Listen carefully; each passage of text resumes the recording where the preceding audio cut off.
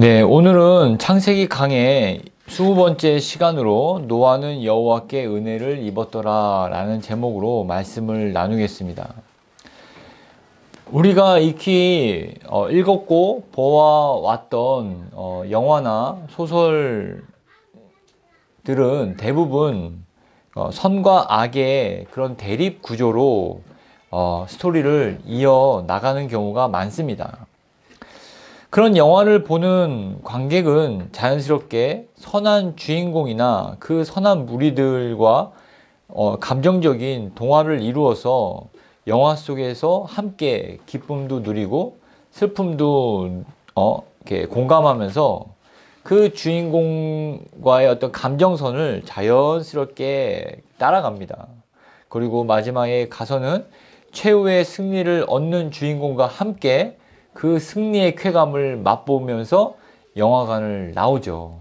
이것이 대부분의 어떤 영화나 어떤 소설 등의 어떤 플롯이라고 볼 수가 있습니다.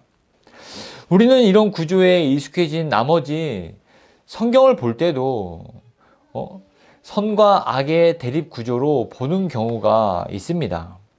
마치 세상은 악하고 악한 세상에 맞서서 싸우시는 하나님 또는 예수 그리스도와 그를 믿는 신자들은 선한 쪽으로 이게 선악의 구도로 성경을 본다는 말이죠. 그러나 성경은 단 한 번도 하나님과 세상을 대립적인 관계로 이렇게 그린 적이 없습니다. 오히려 세상은 하나님의 섭리에 속해 있는 종속적인 관계로 성경은 그리고 있습니다. 단지 하나님이 악한 세상의 심판을 유보하고 계신 이유는 그가 세상을 심판할 능력이 없어서가 아니라 아직 구원받을 영혼의 수가 차지 않았기 때문에 그의 심판이 유보되어지고 또 하나님의 오래 참음이 또 은혜 가운데 있다는 것이죠. 자, 그럼 본문으로 들어가서 하나님의 말씀을 듣겠습니다. 오늘 본문 창세기 6장 5절에는 여호와께서 사람의 죄악이 세상에 가득함과 그의 마음으로 생각하는 모든 계획이 항상 악할 뿐임을 보시고 라고 나와 있습니다. 이 구절에서 중요한 단어는 바로 하나님은 보신다는 것입니다. 하나님은 무엇을 보신다는 말씀입니까? 세상의 악함을 보고 계시다는 것입니다. 하나님이 선하신 분이신 것을 다 알고 있죠. 그래서 그분은 선함과 악함을 보십니다. 마치 축구 경기가 진행되는 내내 유일하게 선수가 아닌 한 사람으로 경기장에 들어갈 수 있는 자격이 있습니다. 그래서 이 심판은 축구 경기가 원활하게 진행될 수 있도록 도움을 주는 역할을 하죠. 축구를 하는 선수들이 함께 공유하고 그 축구 경기를 원활하게 진행하기 위해서 지켜야 할 그 경기 규칙들이 잘 지켜지는지 아니 지키는지를 보는 것이 심판의 역할입니다. 심판은 경기 규칙을 어기는 선수들에게 경고를 주고 또 심한 경우에 경기장 밖으로 쫓아낼 수 있는 막중한 권한을 가지고 있습니다. 그래서 심판은 그 권한에 걸맞는 책임감도 가지고 있습니다. 그래서 선수들 못지않는 거리를 함께 경기 내내 뛰면서 심판을 또 하게 되죠. 그래서 심판은 선수들의 플레이가 경기 규칙을 지키느냐, 지키지 않느냐를 봅니다. 그것만 봅니다. 이 선수가 축구 기술이 얼마나 좋은지, 또 슛이 얼마나 강한지, 혹은 약한지, 또한 스피드가 얼마나 빠른지, 또 느린지, 그것을 보지 않습니다. 오직 경기 규칙을 지키느냐, 지키지 않느냐, 그것만 보죠. 마치 하나님도 이러한 축구 심판처럼 선한 사람과 악한 사람, 악의와 선의 이 기준으로 세상을 보고 계시다는 것입니다. 왜냐하면 하나님은 선하시기 때문이죠. 또한 하나님은 사람들의 죄악이 세상에 가득함을 보십니다. 사람들의 모든 죄악을 다 보시고 계시다는 것입니다. 이 차이를 여러분들이 잘 이해하셨으면 좋겠습니다. 세상의 어떤 죄악과 선을 보실 뿐만 아니라 그 죄악이 세상에 얼마만큼 만연되어 있는지를 보신다는 겁니다. 그 죄악이 가득하기까지 하나님은 세상의 모든 죄악들을 보셨다는 것입니다. 우리는 이 본문을 통해서 이 죄악 가운데에도 한 사람도 예외가 없으며 아무리 작은 죄악된 행동일지라도 하나님은 놓치고 있지 않다라는 것을 우리는 기억해야 됩니다. 어제 저희가 이사갈 집에 청소를 하러 갔죠. 저도 그 창틀을 이제 닦는데 그 창틀에 바깥 창틀에 뭐 낙엽잎도 있고 심지어 도토리가 또 있더라고요. 어떻게 이게 떨어졌을까 하고 신기했는데 그래서 먼지 이렇게 뚝 이렇게 청소하면서 먼지가 있으니까 이게 보니까 이게 화단 밑에 이제 화단이 있더라고요. 그래서 그냥 이렇게 아무 생각 없이 털어버렸습니다. 근데 갑자기 이거 그냥 뭐 털어도 뭐 누구도 뭐라고 하진 않지만 제 양심에 이러면 안 돼. 하나님이 이걸 다 아셔. 그런 마음이 있어서 그 다음부터는 이렇게 털지 않고 제가 이렇게 물로 또 이제 씻어냈죠. 하나님이 모든 걸 다 아신다는 것을 신자들은 늘 인식해야 된다는 것입니다. 하나님의 그 눈동자 같이 우리의 작은 어떤 범죄는 아닙니다. 하지만 양심에 거리끼는 것조차도 하나님은 보고 계시다는 것을 이 본문은 우리에게 말씀하고 계시다는 것입니다. 그리고 하나님은 어떤 분이십니까? 사람의 마음으로 생각하는 모든 계획을 아시는 분입니다. 본문에서 설명하고 있지 않습니까? 겉으로 드러난 죄악뿐만 아니라 하나님은 죄로 드러나지는 않았지만 마음의 생각과 계획을 가지고 있는 잠재된 어떤 죄악까지도 아시는 분이 보고 계시는 분이 바로 하나님이시라는 것입니다. 그래서 성경에서 하나님을 속이려고 하다가 실패한 경우가 많이 있지 않습니까? 대표적인 예가 누구입니까? 요나? 예, 요나도 그렇죠. 도망가다가 하나님께 잡히긴 했죠. 풍랑으로. 네. 그러나 죄를 짓진 않았죠. 뭐 불순종했지만. 다윗이 그렇지 않습니까? 밧세바를 범하고 그의 남편 우리아를 그 살인 교사까지 했던 그 죄악. 아무도 모를 거야. 그리고 알더라도 왕인 나에게 누가 어떻게 하겠어? 라고 꽁꽁 숨겨뒀지만 하나님이 그것을 들춰내셨습니다. 또 구약에는 다윗이 있다면 또 신약에는 아나니아와 삽비라가 있지 않습니까?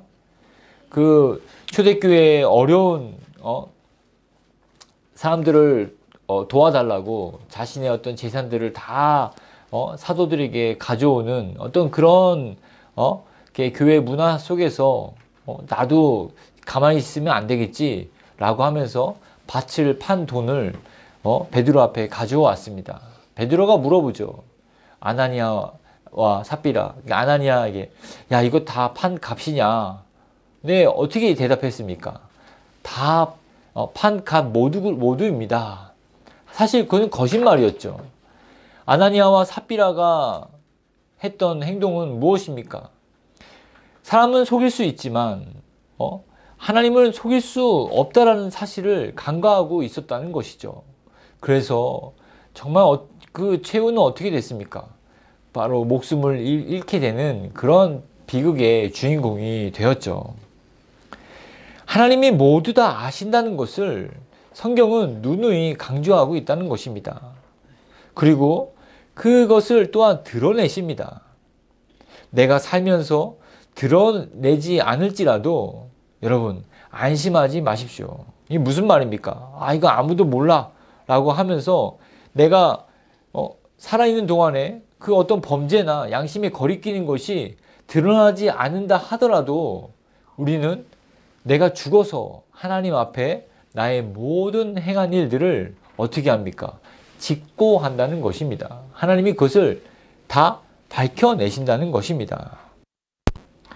거짓으로는 사람을 속일 수 있습니다. 그러나 하나님은 그 마음의 생각을 모두 아시기 때문에 속지 않으시는 분이 바로 하나님이십니다. 이것이 바로 우리가 하나님을 경외해야 할 많은 이유 중에 하나입니다. 여러분, 경외가 무엇입니까? 경외란 그 경외의 대상을 두려워하는 것입니다. 그가 나의 잘못을 들춰내서 나에게 벌을 줄 것 같아서 이렇게 두려워하는 그러한 두려움이 아닙니다. 그 대상의 엄중함과 완전함과 그 무결함 때문에 두려워하는 그 존경의 두려움을 바로 경외라고 합니다. 모든 것을 아시는 하나님을 잘 이해했던 구약의 한 사람이 있습니다. 여러분 생각나는 인물이 있습니까? 이러한 모든 것을 다 아시는 하나님. 그래서 그분 앞에 자신의 모든 것들을 다 기도로 이렇게 풀어냈던 한 사람이 있습니다. 엘리야도 맞습니다. 그러나 아주 디테일하게 자신의 어떤 삶을 조곤조곤 막 얘기했던 그런 한 사람이 있습니다. 네 글자인데. 네 글자. 네, 느헤미야. 네, 맞습니다. 네, 느헤미야입니다. 그는 아무도 몰라주는 선행을 할 때마다 하나님께 이렇게 기도했습니다. 느헤미야 5장 19절에 내 하나님이여 내가 이 백성을 위하여 행한 모든 일을 기억하사 내게 은혜를 베푸시옵소서. 느헤미야가 사람들이 알아주던 알아주지 않던 하나님 보시기에 선한 일들을 했습니다. 그래서 그것을 자신의 것으로 가져가서 공치사하지 않았습니다. 사람들이 칭찬을 하지 않았던 그것에 대해서 연연하지 않았습니다. 잠잠히 자신의 어떤 아무도 없는 방에 들어가서는 내 하나님이여 내가 이 백성을 위하여 행한 모든 일을 기억하사 내게 은혜를 베풀어 주시옵소서라고 하나님께 간구했습니다. 그는 이 기도 하나만으로 만족했습니다. 많은 사람들에게 칭찬을 듣고 인정을 받으며 자기 명성을 쌓는 일보다 하나님 한 분이 나를 알아주는 것에 더 큰 만족을 얻은 것이 참 신자의 기쁨이요 이것이 진정한 믿음임을 느헤미야를 통해서 보여주고 계시다는 것입니다. 또한 느헤미야는 자기가 한 일뿐만 아니라 그 악한 자들이 자기에게 한 악한 일에 대해서도 이렇게 기도했습니다. 내 하나님이여 도비아와 산발락과 여선지 노아다와 그 남은 선지들 곧 나를 두렵게 하고자 한 자들의 소행을 기억하옵소서. 느헤미야 7장 14절입니다. 느헤미야가 선을 행하자 불이익을 겪게 되는 사람들이 느헤미야를 공격하려고 했습니다. 그냥 한두 번이 아닙니다. 아주 끈질기게 그의 어떤 명성을 떨어뜨리고 그의 목숨까지도 앗아가려고 하는 그러한 파렴치한 그런 계획들을 세웠습니다. 그러나 느헤미야는 악을 악으로 대하지 않았습니다. 단지 하나님께 이것을 고하면서 그들의 악한 생각들을 기억해 달라고 그렇게 느헤미야는 잠잠히 하나님께 기도했던 것입니다. 여러분 한번 생각해 보십시오. 우리의 죄성 중에서 굉장히 다루기 힘든 것들 중에 하나가 바로 복수심입니다. 특히 이 복수심은 언제 이렇게 드러납니까? 주로 자동차 운전을 하거나 이렇게 운동 경기를 할 때 그런 복수심이 이렇게 드러나지 않습니까? 특별히 그 자동차 운전하면서 이 복수심이 제어가 안 됩니다. 이게 조금만 늦게 가면 뒤에서 막 빵빵거립니다. 그러면 이 마음에서 더 늦게 가고 싶은 마음들이 있죠. 괜히 옆에서 크락션 울리면은 창문 내려갖고 왜 그러냐고, 나는 잘 가고 있는데, 그러면서 막 이렇게 큰 소리를 높이고 싶은 마음들이 듭니다. 또 이렇게 스포츠 경기 하면서도 내가 뭐 농구를 하거나 축구를 이렇게 구기 종목 하면서 이렇게 하는데 내 볼을 빼앗아가는 사람들 있으면 그냥 불이 나게 쫓아가갖고 다시 뺏고 싶은 마음이 듭니다. 이런 어떤 이 복수심이 우리 안에 항상 내재되어 있어서 불씨처럼 이렇게 꺼지지 않고 있습니다. 그래서 기름만 부어지면 그냥 활활 타오를 그런 준비를 늘 하고 있는 것이 바로 복수심이죠. 이 복수심은 굉장히 파괴적입니다. 1차 피해를 입은 사람도 매우 힘들지만 이 피해자를 돌변시켜서 가해자로 만들어 버리는 것이 바로 복수심입니다. 느헤미야는 이러한 복수심을 하나님을 경외하는 마음으로 제어했습니다. 자기를 해치려 하는 자들의 마음의 생각과 계획을 모두 아시는 그런 하나님, 또한 모두 아실 뿐 아니라 또 의인을 보호하시고 그들의 어떤 악한 생각을 제어하시는 그런 하나님께 느헤미야는 기도했고 간구했으며 하나님의 그 신원하심에 자신을 의탁했던 것입니다. 나를 두렵게 하고자 한 자들의 소행을 기억하옵소서. 여러분도 느헤미야처럼 억울한 일을 당하셨습니까? 또 불합리한 상황 속에 계십니까? 모든 상황을 아시는 하나님께 기도하십시오. 느헤미야를 괴롭게 한 도비야와 산발랏이 어떻게 되었는지 그 결말은 잘 모릅니다. 하지만 그렇게 하나님을 의지했던 느헤미야는 어떻게 되었습니까? 지금 우리가 알고 있는 느헤미야로 하나님이 그를 높여주셨습니다. 전능자의 그늘 아래서 그를 보호해 주셨습니다. 그의 명성을 또 만천하에 알리도록 하나님이 인도해 주셨습니다.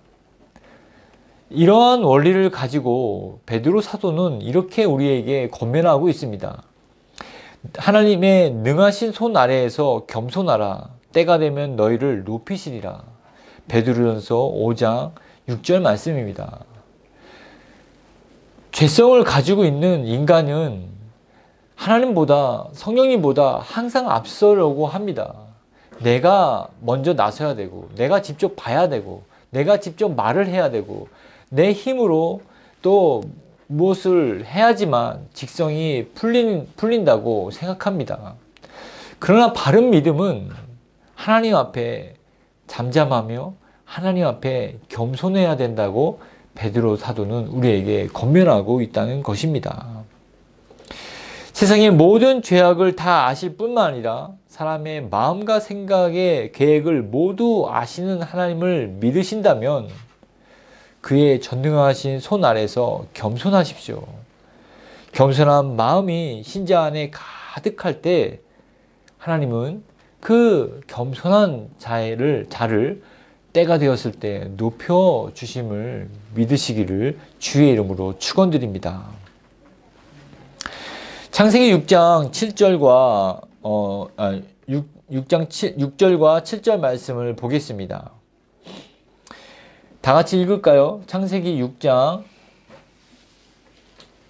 6절과 7절 말씀입니다. 시작.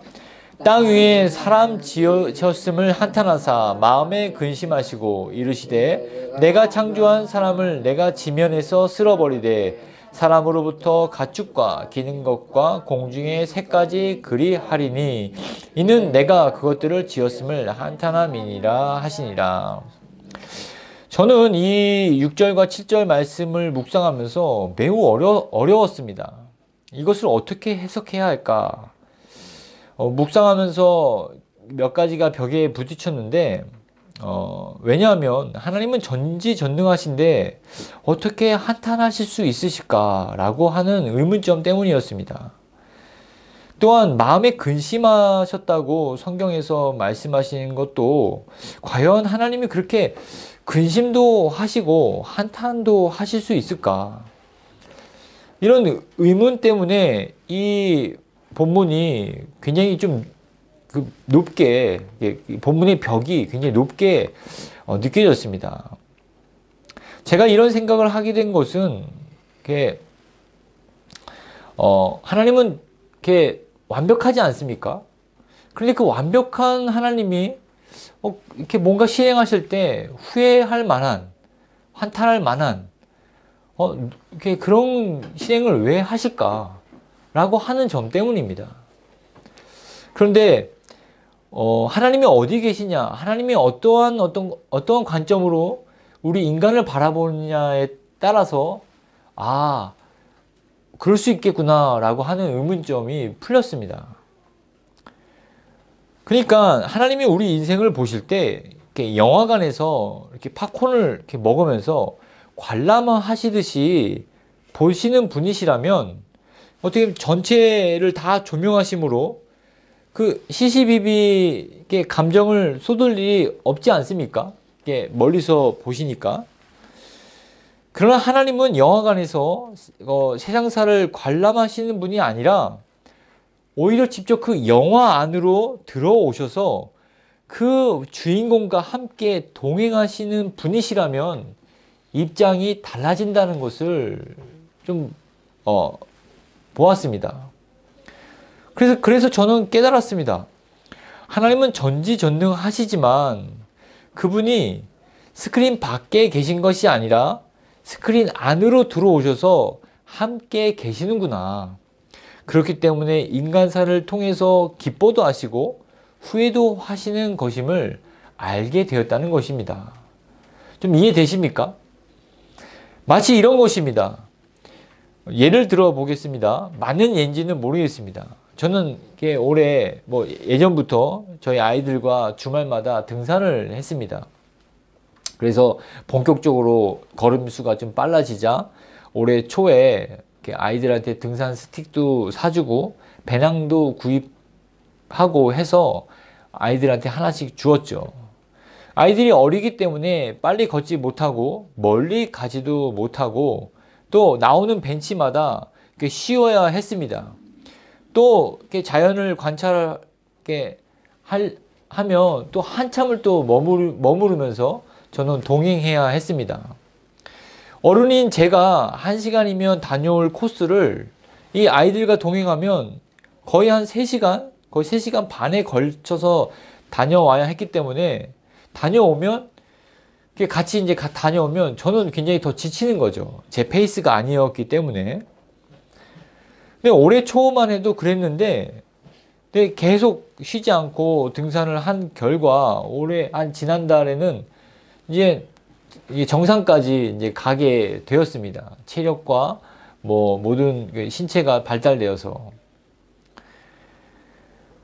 그래서 저는 오랜 시간 아이들과 함께 등산한 것이 또 보람이 되었고, 또 저희가 이제 이사한 곳도 산 뒤에 이제 산이 있지 않습니까? 또 거기서도 이제 등산할 그런 어떤 기대도 갖고 있습니다. 근데 제가 혼자 가게 되면 오히려 등산이 저한테 힘을 주지만 아이들과 동행하게 되면 오히려 지치는 그런 아이들의 어떤 그런 희노애락과 같이 이제 함께 한다는 것이죠. 하나님도 시간을 초월하신 분이십니다. 또 공간을 초월하신 분이십니다. 그러나 그 초월하신 분이 시간 속으로 들어오셨고 공간 안으로 들어와서 인간과 함께 동행하기 때문에 하나님은 우리와 함께 기뻐하시기도 하고 한탄하시며 후회하신다는 것입니다. 성경은 이것을 기록하면서 하나님이 우리와 함께 하시다는 것을 간접적으로 우리에게 소개하고 계시다는 것입니다. 오늘 본문에 이 한탄이란 말은 후회하다라는 뜻으로 히브리어로 나함이라는 말로 표현됩니다. 이거 킹 제임스 버전에서는 이 나함이라는 단어를 뉘우치다라고 번역했습니다. 이 나함이라는 말은 구약에서 48회 언급되는데 이 중에서 하나님을 주어로 사용된 경우는 34회입니다. 하나님이 사람과 동행하시면서 얼마나 많은 실망과 상실과 후회와 한탄과 분노와 노여움을 가지셨는지를 우리는 헤아릴 수가 있다는 것이죠. 반면 하나님의 이런 실망, 상실, 후회, 한탄, 분노에 비례해서 죄인들을 향해서 인내하시고 오래 참으시고 기다리시고 용서해 주셨다는 것을 우리는 알 수 있다는 것입니다. 지금도 하나님은 저와 여러분과 동행하시면서 우리와 함께 희노애락을 함께 하십니다. 예수님이 70인의 제자를 둘씩 보내셨죠. 그 보냄을 받은 이들이 돌아와서 선교 보고를 합니다. 귀신들을 물리치고 악한 영에 묶인 자들을 풀어준 것에 대해서 예수님께 말씀을 드리자 예수님은 성령으로 기뻐하셨습니다. 또한 부활하신 예수님은 자기 스승을 부인한 일로 의기소침한 제자 베드로를 몇 번이고 찾아가십니다. 문이 닫혀있는 곳에 있는 베드로를 이 벽을 쓱 통과하셔서 부활하신 자신을 나타내 보이지 않았습니까? 또 할 일이 없어서 그냥 익숙했던 고기를 잡으러 갔던 그 베드로를 새벽같이 찾아가셔서 떡과 고기를 준비해서 그를 먹이면서 위로해 주시고 그의 어떤 그 상한 마음, 그의 어떤 눌린 그 영혼을 다시 소생시키는 일을 하시지 않았습니까? 이렇듯 하나님은 관조적인 그런 입장에서 우리를 바라보시는 것이 아니라 우리의 삶에 깊이 관여하시면서 동행하신다는 것입니다. 그래서 우리와 함께 동행하시면서 함께 즐거워하시기도 하시고 함께 후회도 하시는 분이 바로 우리가 믿는 여호와 하나님이시라는 것입니다. 이런 하나님과 어떤 일이 있든지 어디서든지 언제든지 동행하시는 저와 여러분이 되시기를 주의 이름으로 축원드립니다. 자, 오늘 본문의 마지막 절 8절입니다. 제가 창세기 6장 8절을 읽겠습니다. 그러나 노아는 여호와께 은혜를 입었더라. 우리가 이 구절을 주의 깊게 살펴봐야 할 이유는 우리가 앞서 살펴본 구절과 매우 대조적이라는 것 때문입니다. 5절에서 제가 말씀드리기를 하나님은 세상이 악할 뿐임을 보셨던 반면 노아는 그렇지 않다라는 것입니다. 한글 성경에는 이런 8절에서 이런 뉘앙스를 찾기가 어렵습니다. 그러나 영어 성경에는 이런 점을 더욱 명확하게 밝히고 있습니다. 제가 영어 성경을 읽어드리겠습니다.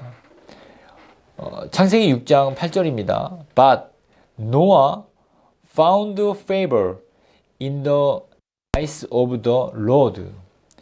무슨 말입니까? 이 말씀을 직역하자면 노아는 여호와의 눈에서 호의를 발견하였다라는 뜻입니다. 여호와의 눈에서 노아는 호의를 발견하였다라는 것입니다. 하나님은 죄악된 세상과 의인의 노아를 보고 계셨습니다. 세상도 바라보시고 노아도 보고 계셨다는 것이죠. 그러나 이 바라봄의 차이가 너무나 다름을 우리는 알 수 있습니다. 하나님이 죄악된 세상을 그냥 풍경 보듯이 바라보셨더라면 노아는 하나님의 눈을 떼지 않고 그 의인인 노아를 따라다니면서 보셨다는 것입니다. 이와 같은 차이를 잘 나타내는 말씀이 바로 역대하 16장 9절입니다. 여호와의 눈은 온 땅을 두루 감찰하사 전심으로 자기에게 향하는 자들을 위하여 능력을 베푸시나니. 여기서 두 가지 이 하나님 바라보는 관점을 소개하고 있습니다. 온 땅을 두루 감찰하신다는 겁니다. 이게 무슨 말입니까? 마치 어떤 창공을 나르는 매가 자기의 먹이를 찾으려고 온 땅을 두루 보지 않습니까? 하늘에서. 이렇게 하나님이 온 땅을 두루 보십니다. 그러나 매가 자기의 먹잇감을 발견했을 때는 다른 것들은 보지 않고 그 먹잇감을 집중해서 보기 시작합니다. 그리고 놓치지 않는다는 것이죠. 바로 하나님이 온 땅을 두루 감찰하시면서 세상을 보시다가 전심으로 자기를 향하는 노아를 발견했을 때 그의 눈에 하나님의 눈을 떼지 않고 노아를 주목해서 쫓아다녔다는 것입니다. 이것이 바로 노아가 하나님께 은혜를 입은 것을 표현한 그런 영어 성경입니다. Noah found favor in the eyes of the Lord. 이 하나님의 바라봄의 두 차이를 우리는 보다 깊게 이해해야 합니다. 죄인들을 향해서는 감찰하는 수준이지만 의인들을 향해서는 하나님의 두 눈이 떠나지 않고 따라다닌다는 말씀입니다. 여러분, 실제로 홍수가 났을 때, 노아의 홍수가 났을 때 하나님의 시선은 어디에 있었을지 생각해 보십시오. 물이 점점점 차오릅니다. 어마어마한 물이 세상을 가득 차고 있습니다. 발 디딜 틈이 없을 만큼 물이 찼을 때 그 수장되어지는 그런 사람들에게 하나님의 시선이 가 있었겠습니까? 하나님의 그 시선은 방주 안에 있는 노아 가족들 8명에게만 시선이 가 있었다는 사실을 여러분 기억하시기를 바라겠습니다. 이에 대해서 성경은 이렇게 증언하고 있습니다. 베드로전서 3장 20절에 그들은 전에 노아의 날 방주를 준비할 동안 하나님이 오래 참고 기다리실 때에 복종하지 아니하던 자들이라. 방주에서 물로 말미암아 구원을 얻은 자가 몇 명뿐이니 겨우 8명이라. 겨우 8명의 사람들만이 하나님의 목전에서 은혜를 받았음을 말씀하고 계십니다. 은혜를 잊는다는 것은 하나님의 은혜의 방편을 찾아서 그 자리를 떠나지 않음을 뜻합니다. 여러분에게 주어진 은혜의 자리는 무엇입니까? 노아의 식구들, 그 8식구들에게 주어진 은혜의 자리는 바로 방주죠. 이렇듯이 우리에게도 은혜의 자리가 있다는 것입니다. 각 성도들에게 지켜야 할 자리, 있어야 할 자리, 그리고 빼앗기지 않을 그런 자리가 분명하게 있다는 것을 성경은 말씀하고 계시다는 것입니다. 이것은 어떤 삶의 현장을 이야기하는 것이 아니라 나는 내가 은혜의 자리는 내 직장이야. 나 학교야. 이런 말씀이 아닙니다. 물리적인 어떤 그런 3차원적인 그런 장소를 은혜의 자리를 이야기하는 것이 아니라 하나님께서 마련하신 은혜의 자리라는 것입니다. 곧 하나님의 그 목전, 은혜를 받을 그 자리는 바로 예수 그리스도의 십자가입니다. 예수 그리스도의 십자가가 하나님의 은혜의 목전이라는 뜻입니다. 에덴이 모든 물의 근원이 되어서 그 모든 동식물들이 풍성하게 살 수 있었던 것처럼 그리스도가 생명의 근원이 되셔서 모든 생명을 풍성하게 하십니다. 예수 그리스도께만 은혜를 얻을 수 있습니다. 노아의 시대, 패역한 세대, 부패한 세대, 악한 세대 가운데서 노아는 어떻게 위로를 받았겠습니까? 하나님의 은혜로 위로를 받았습니다. 이와 마찬가지로 이와 같은 맥락으로 우리에게도 유일한 위로는 바로 예수 그리스도입니다.